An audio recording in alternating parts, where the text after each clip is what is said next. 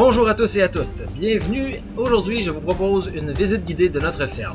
On a vu passer sur la gauche les deux garages, on voit ici au centre le bâtiment principal où se fait la traite des vaches et à droite ici, on voit l'étable des veaux qui est complètement au bout. Je vous rappelle que vous pouvez bien sûr vous abonner, me mettre un j'aime, ça me fait très plaisir, ça me donne envie de continuer et si vous avez des questions, des commentaires, je réponds absolument à tout le monde. On va commencer avec une vue satellite. On peut voir ici, donc, au centre, la laiterie. En haut, on a l'étable principale. À droite, on a l'étable des veaux. On a la meunerie un peu au-dessus, la fosse à fumier, les deux garages sur la gauche et le site où on entrepose le foin enrobé complètement en haut à gauche. On peut voir les 6 treilleuses sur la gauche avec les bassins pour le lavage. On a ici la laveuse de Laval C125. C'est ce qui sert à effectuer le lavage de l'équipement de traite. On a ici ce qu'on appelle un thermographe. On fait la surveillance des températures de lavage, la surveillance des températures du réservoir à lait pour assurer la qualité du lait. Ici, on a les savons, l'acide et l'iode qui servent à la désinfection et au lavage du système de traite. Et bien entendu, ici, on a le réservoir à lait. On peut voir au fond aussi, à gauche, c'est l'équipement qui va servir pour l'insémination artificielle.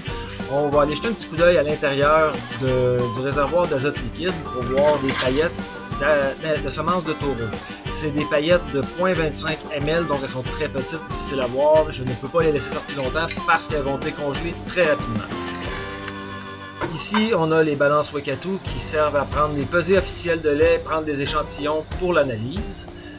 Ensuite, tout juste de l'autre côté, on a des tableaux qui nous indiquent le numéro des vaches, les dates de saillie et la date prévue de vêlage. On a le tableau des traitements de vaches avec les retraits de lait et bien entendu un registre de troupeaux qui permet de savoir quelle vache a été inséminée quand. Maintenant, on va faire un petit tour à l'intérieur de l'étable où est-ce que se passe la traite proprement dite. Évidemment, c'est pas l'heure de la traite. Les vaches ont été traites il y a quelques heures. Elles sont en train de manger leur foin du matin. Très calme, très tranquille. Bon, le nettoyage vient d'être terminé, donc elles sont encore debout, mais d'ici 1 heure, elles vont avoir presque fini de manger. Elles vont toutes être couchées au repos à préparer leur lait pour le soir.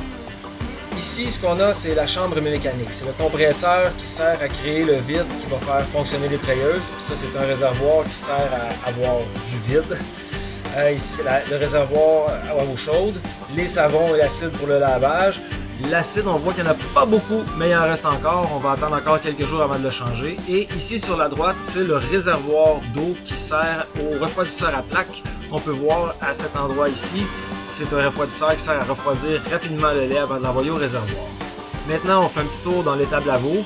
On garde de la chaux pour garder le sol sec. Ici, c'est des veaux qui sont un peu plus âgés, de 4 à 5 mois et plus. On garde les plus jeunes dans les petites places qu'on peut voir ici. Il n'y en a pas beaucoup parce qu'il n'y a pas beaucoup de vêlage encore. On est au début de l'été. Le gros rush des vélages va arriver un peu plus tard, vers la fin de l'été. Ici, ce sont des génisses, des adolescentes qui sont prêtes pour la saillie, ou qui ont été saillies récemment, mais qu'il faudra vérifier avant d'envoyer à l'extérieur avec les autres. Ici, on a la meunerie, donc, que je vous avais montré sur le plan au début. Le grand réservoir de mélasse qui sert à ajouter de l'énergie dans la moulée. Ici, il y a à gauche complètement, c'est une réserve de moulée. Au centre, le mélangeur. Et puis les deux machines vertes, c'est une moulange et une rouleuse qui servent à fabriquer la moulée qu'on voit ici, faite d'orge, de maïs, de blé et de soya.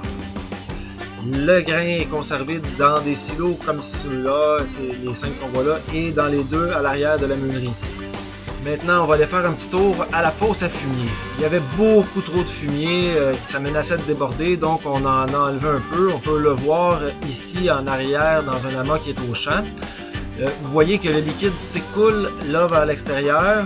Il descend vers un tuyau qui est dans le sol enfoui à cet endroit-là à droite. Et il s'en va vers la fosse ronde qui est au fond complètement à l'arrière. Ce sera étendu un peu plus tard dans la saison. Maintenant, on va faire un tour dans le garage. On peut voir le JX80, le camion rouge qui sert au transport des animaux. Des voitures qui sont utilisées pour le transport du foin.